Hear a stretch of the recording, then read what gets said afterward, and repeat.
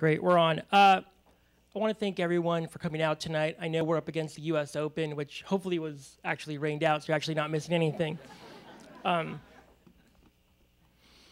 So I want to thank Auburn, Valerie, everyone for inviting me here tonight. The theme tonight resonates deeply with me. Yes, I'm a technologist and I focus on innovation, but I'm also the son of a Holocaust survivor. I'm also a father of two amazing twin girls. And at the end of the day, the world that we leave them, that I leave them, that someday we, at some point we all leave, needs to be better than the one that they were born into, that I was born into. And it's our moral imperative. Now, when we think about technology, we often, we think about Facebook and Twitter, and what I want to do is actually kind of bring the conversation up almost to the 100,000 foot level and get very, very pointy headed for a second and then bring it back down.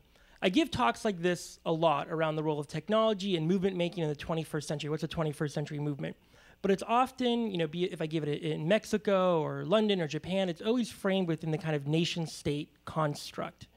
And tonight's gonna be very different because we're framing this technology, 21st century movements, but within a faith paradigm. And that brings with it some challenges. I would almost dare say baggage. And we'll get to that in a sec. Also, this conversation, as you all know, that we're having up here with you guys is really the lead into this teaching. So I want us to think about not only, start prepping your mind right now, because it's not just about what I'm saying and what we're all saying in this kind of like broadcast model, but it's very much meant to kind of be grist for the mill for the conversations that are going to happen tonight afterwards in the days and weeks to come as we really think about how we're going to build this groundswell moment. So, technology. You hear it all the time. You think Facebook, Twitter, you think computers. When I think technology now, I think less about the actual appliance in our hand and more about how technology is actually shaping us. Because it's no longer just a tool that we use to shape the world, but it's actually having a very deep and profound impact on how we shape the world. And so a lot of people say, well, look, the first technology were these tools, right, to scrape and kill animals. And I beg to differ. I actually think the first technology was this third fold in our brain. It was knowledge. It was our desire not only to change the world with this new, profound, amazing tool, but it was a desire to change and make it better. Now, we're going to go back a little bit. Because to me, again, this knowledge, this found knowledge was this first technology. And to me, it was really the true manifestation of what I call Homo technicus, right? Man who uses technology in his image to change the world. But it's not just about creating order, it's our desire to create order. And what's happened over the past several decades is that very idea of what order looks like has changed. And the role that technology has changed, technology has basically completely inverted what that looks like. And really fast, I don't know if I'm the only person who thinks this is really ironic, but right now one of the largest companies on the face of the planet based on stock price, his name is Apple. And I find that something that we really need to kind of like stop and think about. Because let's fast forward. So millennials, and as been already been said, millennials, I actually don't like the term millennial necessarily because it places them based purely on a cohort, on a spectrum of time. To me, I prefer actually the term digital natives because they truly grew up digital. They grew up with the internet. They don't know the sound of a modem. They I know, but you have to know. When I work, I'm just like 2 years out of that. But if you look on Wikipedia, apparently I am a millennial, but it depends on whose definition. I'll go with that definition because it makes me feel younger. So I'm at this event 2 months ago. A couple hundred people, millennials, digital natives, mostly 20s, 30s. And someone asked this room of assorted creatives and business elite, who here considers themselves religious? Not a hand goes up. Then the question was asked, who here considers themselves spiritual? So I started asking around both at that event and afterwards, and what I basically got as his answer was, religion is what my parents do. It's like a box. You're either in or you're out. It's like AOL, right?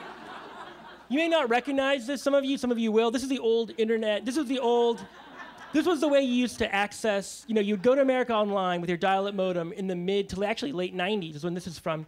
And you can see on the bottom, there's a little button that says internet, where you actually had to click on a button to access the internet. And I think back to how I was raised in my faith tradition, and look, I loved a lot of it, but parts of it were about clicking this button to access God. So then I asked them, well, what is spiritual? And they said, well, it's this non-hierarchical, multi-layered, intermodal way of connecting with the divine or with God or with the universe. And what I realized what they had just described was the very structure of the internet. The highest manifestation of our technology today. This is actually a data visualization of the internet. These are all the nodes about where it connects around the planet. You can see there isn't necessarily a center. There's a cluster of connections, but there isn't a center. My thesis tonight is that when we think about creating 21st century movements, we have to think about this. We have to think about this as an organizing principle. Because when we think about movements, we often think of the civil rights movement, right? And Beth and I were talking about this a little bit backstage, and had I talked to her beforehand, I don't know if I would have put this slide in right here.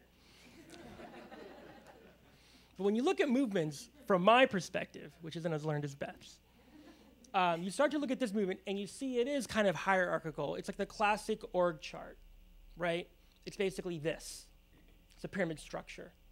This is how movements have more or less been created in a very kind of top-down 21st century corporatist fashion. And that's mostly because that was the organizing principle that we had, and that's actually how technology was built. It was very broadcast all the way down. Let's fast forward. Staying in Egypt, though, to here, Square. This is the latest big movement that kind of everyone is talking about. It's the first time I've ever seen a movement where people were actually holding up not, Che or Marx or Gandhi quotes, but Facebook. It was the way people connected, right? Look, the graffiti, Facebook. It's a brand name, but it meant something. It meant we're connecting outside of the normal system. We are no longer going to participate in a centralized fashion in ways that hold power over us. We're decentralizing. Back to this image as an org chart. Now, this is me. Well, this is my social graph. These are all my connections. Every dot represents someone I know on LinkedIn. You can see there's different clusters on there, right? So those are some people from college or people that I lived with. And yes, obviously I'm at the center, but it's a lot of different ways of connecting, and it's no longer hierarchical. Here I am again on Facebook. These are all my friends on Facebook. And here's how individuals connect with one another. Now, I love Facebook, don't get me wrong. I just don't think that the 21st century movement we're all looking for will be based on likes and shares, right? Over the past 72 hours, I was invited to 15 events. Most of these events, some of them were for birthday parties and, chess night. But some of them were for movements. Occupy Wall Street, join the coffee party movement. Speaking of something in my new favorite, Bob Marley Movement of Ja People. Again, not knocking it, but it's not necessarily the direction that I think we need to think about. Just these are the simplest tools, but they're not necessarily organizing because they are still within this kind of top-down hierarchical.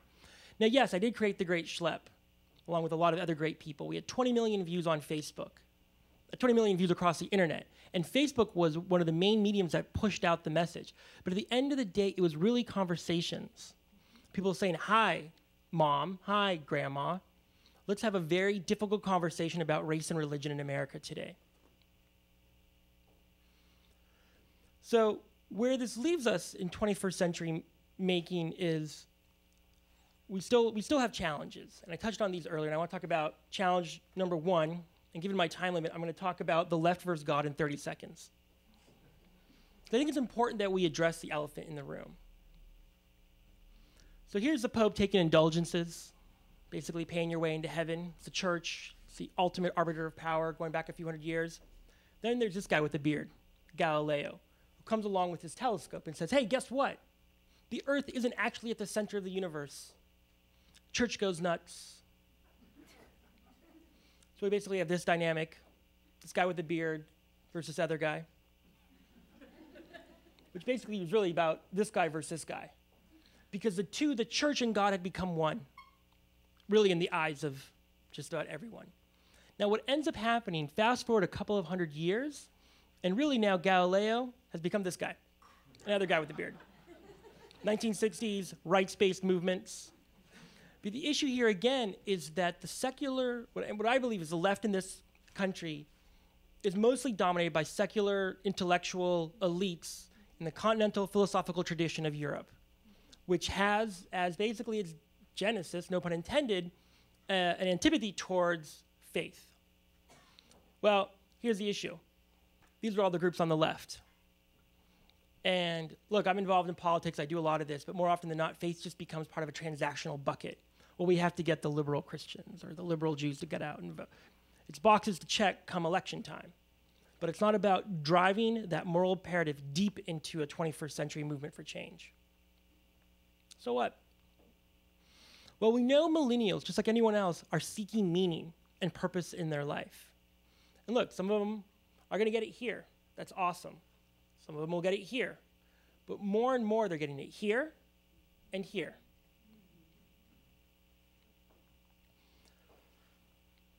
But they're not necessarily finding it here.